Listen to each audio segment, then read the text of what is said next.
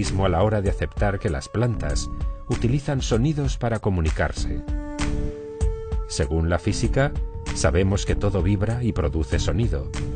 Y en términos energéticos, una planta gasta menos energía en emitir sonidos que en emitir señales químicas.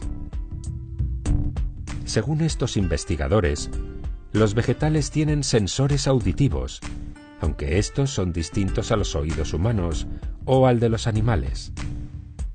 La membrana de las células vegetales reacciona a la vibración, de una forma muy similar a nuestras células humanas.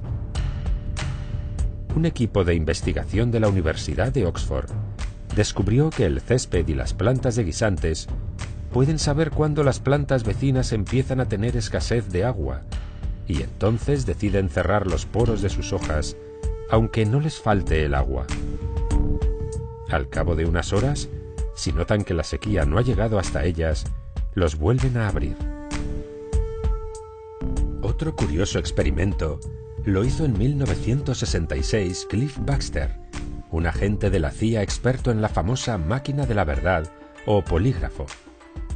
Se le ocurrió conectar el aparato a la hoja de una planta de su oficina, y para su asombro, Baxter vio que en el polígrafo apareció una línea recta, algo que él conocía bien de sus muchos interrogatorios.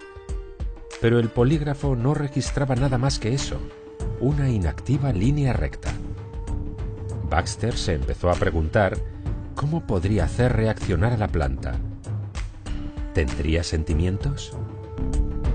Pensó que las personas muestran esas reacciones en el polígrafo cuando se sienten amenazadas.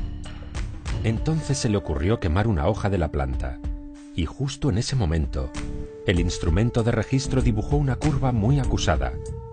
Eran las 3 de la madrugada, no había tocado a la planta, ni siquiera se había movido, tan solo había pensado en quemarla. ¿Acaso la planta podía leer su mente y por eso se sintió amenazada? Baxter realizó muchos más experimentos con su polígrafo, llegando a alcanzar resultados difíciles de creer, como que una planta puede identificar al asesino de su dueño, o que tienen memoria para reconocer quién las hizo daño en el pasado. La sabiduría de los árboles y las plantas son conocidos por los chamanes de todo el mundo, que dicen hablar con ellos, porque son los árboles y las plantas quienes les indican cuáles de ellas pueden curar determinada enfermedad. Ya en el siglo IV a.C., el científico griego Aristóteles atribuyó alma a las plantas, aunque no creía que tuvieran sensibilidad.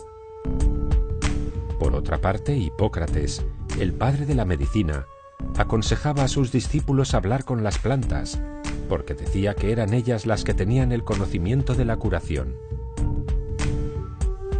Mucho tiempo después, ya en el siglo XVIII, el sueco Carlos Linneo, considerado el precursor de la botánica moderna, afirmó que los vegetales eran como los animales, solo que sin movilidad.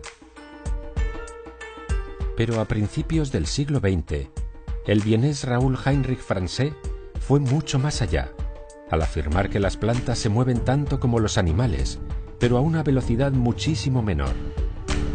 Según un curioso experimento realizado por la Real Sociedad de Horticultura de Londres, hablar a las plantas hace que crezcan más rápidamente, especialmente si son mujeres. Actualmente, varios estudios han demostrado que los pacientes recién operados que veían árboles desde sus ventanas sanaban más rápidamente y tenían menos complicaciones que aquellos que no los veían.